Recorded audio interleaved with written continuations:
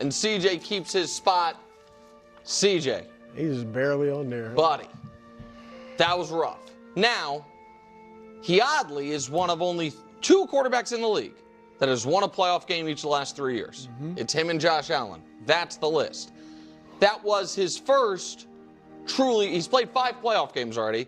That was his first really awful one. He's had 1 great one, his first one, 1 awful one, 2 decent, and 1 below average. Like, so he doesn't have a track record of awful playoff games, but that was an awful playoff game. That was alarming. And that was one of the reason, I say I'm not a quarterback wins guy is I give CJ Stroud almost 0 credit for that win.